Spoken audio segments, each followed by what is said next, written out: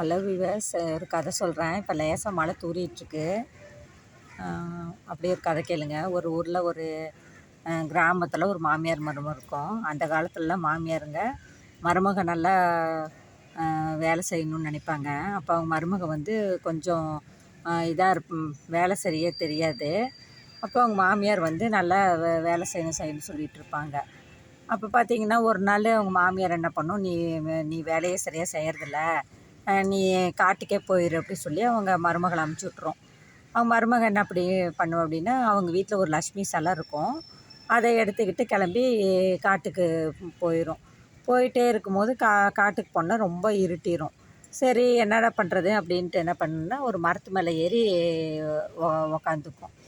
மரத்து மேலேயே உட்காந்துட்டு அப்படியே தூங்கிடும். அப்போ நைட்டு ஒரு 10 மணிக்கு அந்த வழியாக வர்ற திருடங்களாம் என்ன பண்ணுவாங்கன்னா, நிறைய பொண்ணு பொருளெல்லாம் நல்லா திருட்டு ஒரு மூட்டை கட்டி வச்சுட்டு 4 பேரும் அந்த மூட்டையில் இருக்கிறத பகிர்ந்துக்கலாம். 4 பேரும் தனித்தனியாக எவ்வளோ எல்லாம் ஷேர் பண்ணிக்கலாம் அப்படின்னு கணக்கு பார்த்துக்கிட்டு உட்காந்துருப்பாங்க.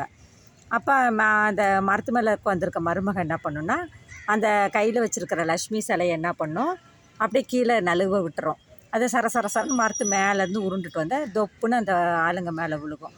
இவனுங்க என்ன பண்ணுவாங்க, நடுக்காடு நைட்டு 10 மணி ஆயிடுச்சு, இருட்டுன்றனால இவனுங்க அப்படியே பயந்துக்கிட்டு என்ன பண்ணுவானுங்க, அந்த பொண்ணு பொருளெல்லாம் அப்படியே மூட்டையோடு கீழே போட்டுட்டு எல்லாம் பேய் தான் வந்திருக்குது சொல்லிவிட்டு அலறி அடிச்சுட்டு ஓடி போயிடுவானுங்க.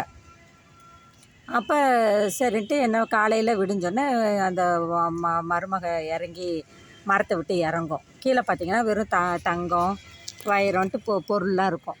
சரின்னா அதெல்லாம் எடுத்துகிட்டு மூட்டை கட்டிட்டு திரும்ப என்ன பண்ணும், வீட்டுக்கே போகலாம், இதெல்லாம் கிடச்சிருச்சுல்ல அப்படி சொல்லிட்டு வீட்டுக்கு கிளம்பி வரும்.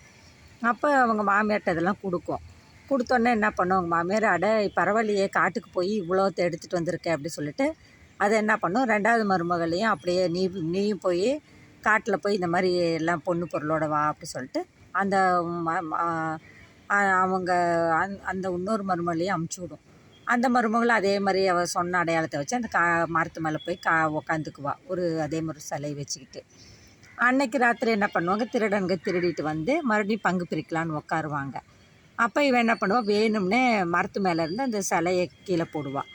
அப்புறம் இன்றைக்கி திருடங்களாம் உஷாராயிருவானுங்க, என்னடா இது உருண்டுட்டு வருது இன்றைக்கி பார்த்தா, அப்போ ஏதோ ஆளுங்க தான் மேலே இருக்குது அப்படி சொல்லிவிட்டு இறங்கி வான்னு சொல்லிவிட்டு இறங்கி பட்டு நேற்று எங்கள் பொருளெல்லாம் எடுத்துகிட்டு போயிட்டேன், இன்றைக்கும் அப்படி எடுத்துகிட்டு போகலான்னு வந்தியா நான் அப்படின்னு சொல்லிவிட்டு அவளை நல்லா திட்டி மிரட்டி அமுச்சு விட்ருவாங்க.